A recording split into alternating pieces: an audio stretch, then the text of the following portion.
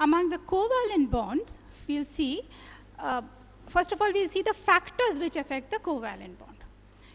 Factors: ionization potential, electron affinity, and electronegativity. All the three periodic properties should be high for both the combining atoms. But the difference in electronegativity should be 0 or negligible. Difference electronegativity between the two atoms should be 0 or negligible.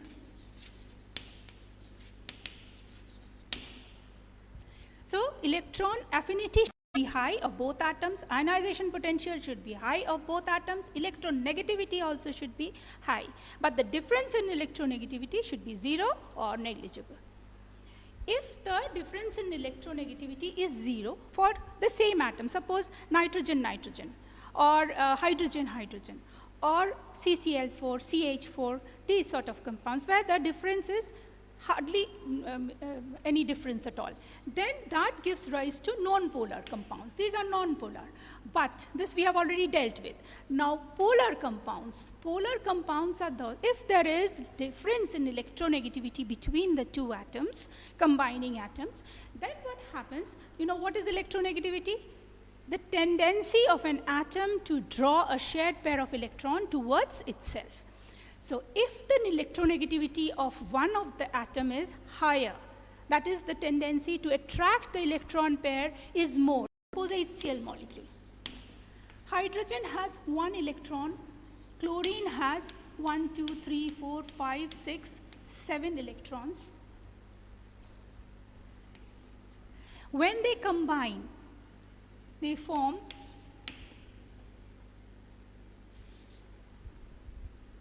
hydrogen chloride, 1, 2, 3, 4, 5, 6, 7, and hydrogen's electron is also pulled towards chlorine. Chlorine has a greater affinity to the electron pair, means chlorine pulls the electron, has a greater tendency to attract the shared pair of electron. This is the shared pair. Both hydrogen has also made its own contribution, but because chlorine is more electronegative, it will pull the electron towards itself.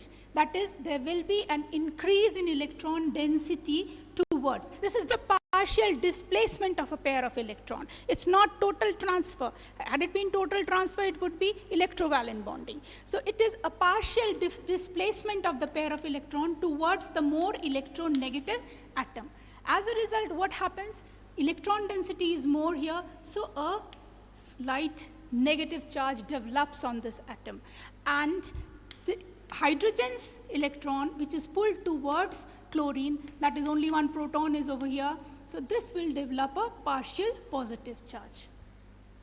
The molecule is called a dipole, and because there's a charge, a positive charge and a negative charge over here, polarity has occurred, so such compounds are called polar covalent compound. Polar covalent compounds where polarity has occurred because of the greater electronegativity of one of the combining atoms. Water, H2O is another example. Just now we did this. So we will see that the electron pair, these are the two lone pairs, and the electron pair, shared electron pair, is not in between hydrogen and oxygen. It is towards oxygen. Oxygen has pulled hydrogen's electron also towards itself. As a result, what happens? The electron density increases on this, and it acquires a partial negative charge, and hydrogen acquires a partial positive charge. So these type are called, this type of compounds are called polar covalent compounds.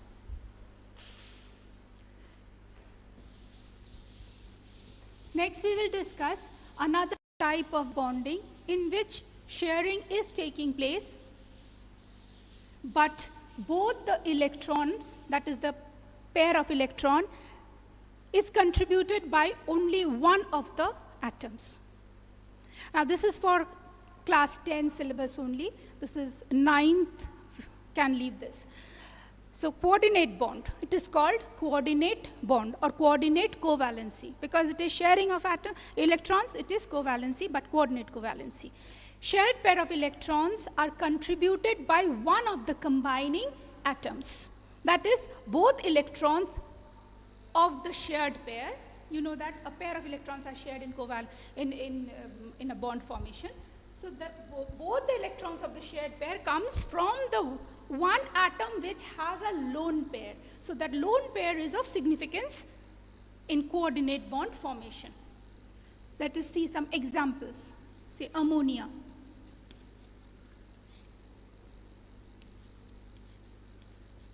Has a lone pair. Water.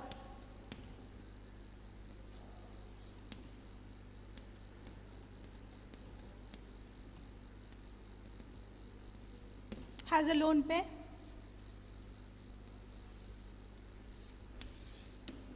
Let's see how when a proton approaches, suppose you're passing ammonia through water. Water dissociates as water forms H plus, ionizes, plus OH minus. When the proton, because oxygen has higher electronegativity, this bond between the water molecule, let us do this first and let me show you how hydroxide ion, OH ion is formed. H2O, H plus OH minus. In this, the oxygen, there is a shared pair over here between oxygen and hydrogen, and 1, 2, 3, 4, 5, 6. In this, one of the electron is of this hydrogen. So hydrogen does not have any electron over here. This is just a proton. So when ammonia is passed through water, this proton approaches ammonia molecule. So this is approach of a proton.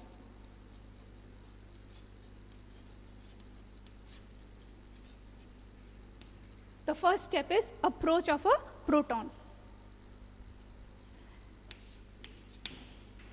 Now ammonia lends its pair of electron, lone pair. What is this? The lone pair, which has not taken part in any bonding. So ammonia lends its lone pair to this proton. But it does not accept anything in back. It's like, suppose two friends, one is an intelligent one and the other is a weak in studies. So the person who is intelligent, he helps the student who is weak in studies. But in doing so, he is not losing his own knowledge. He is just sharing his knowledge with the weak student. So here also, ammonia does not lose this pair of electron. It is just lending it to hydrogen. Along with itself is also making use of, and hydrogen is also, that is hydrogen ion, that is the proton is also making use of it. And the hydrogen's positive charge is over this, and it is ammonium ion is formed. It can also be written, now this coordinate bond is also shown by an arrow. The base of the arrow is from the donor atom, and the head of the arrow is towards the receiver, the acceptor. So this is the ammonium, NH4+. Now the ammonium ion produced, there is always, this is the OH ion present over here. So together, this NH4 ion, when ammonia is passed through water, the ammonium ion, which is formed in this way with the coordinate bond formation, the ammonium ion and the OH ions. This is the negative ion. So anion and cation, what type of bond exists in between? Electrostatic forces of attraction. So this is ionic bond. So in any of the ammonium compounds, whether it is ammonium hydroxide, chloride, ammonium sulfate, all the three types of bonds are present. That means covalent bonds are present, coordinate bond is present, and electrostatic, that is ionic bond is also present. Covalent, coordinate, ionic. Electrostatic forces of attraction is ionic. Let's take one more example. Hydronium ion formation. How is the hydronium ion formed? Water molecule. In the water molecule, the oxygen, as we can see, oxygen has two lone pairs. 1, 2, 3, 4. One it has shared with hydrogen, one it has shared with hydrogen. Now this lone pair, when a proton approaches, first is approach of a proton, it makes use of this lone pair and it shares this lone pair with the hydrogen. Hydrogen has no electron, it is just one proton in the nucleus. The K shell is vacant. So what happens? It reaches the helium structure. How does it reach? H, O, and this lone pair is now shared with hydrogen, and hydrogen's positive charge is all over the molecule. This converts into a hydronium ion, can also be represented as HO